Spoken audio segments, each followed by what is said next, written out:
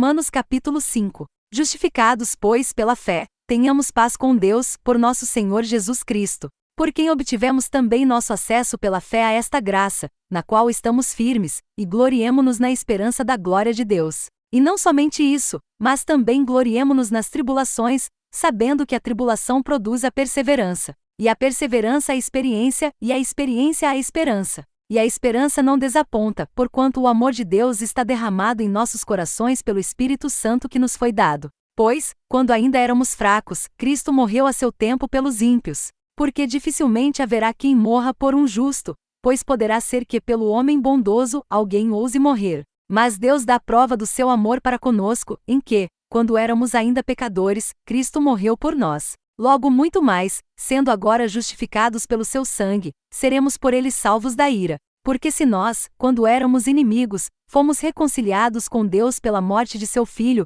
muito mais, estando já reconciliados, seremos salvos pela sua vida. E não somente isso, mas também nos gloriamos em Deus por nosso Senhor Jesus Cristo, pelo qual agora temos recebido a reconciliação. Portanto, assim como por um só homem entrou o pecado no mundo, e pelo pecado a morte, assim também a morte passou a todos os homens, porquanto todos pecaram. Porque antes da lei já estava o pecado no mundo, mas onde não há lei o pecado não é levado em conta. No entanto, a morte reinou desde Adão até Moisés, mesmo sobre aqueles que não pecaram à semelhança da transgressão de Adão, o qual é figura daquele que havia de vir. Mas não é assim o dom gratuito como a ofensa, porque, se pela ofensa de um morreram muitos, muito mais a graça de Deus, e o dom pela graça de um só homem, Jesus Cristo, abunde muitos. Também não é assim o dom como a ofensa, que veio por um só que pecou, porque o juízo veio, na verdade, de uma só ofensa para a condenação, mas o dom gratuito veio de muitas ofensas para a justificação.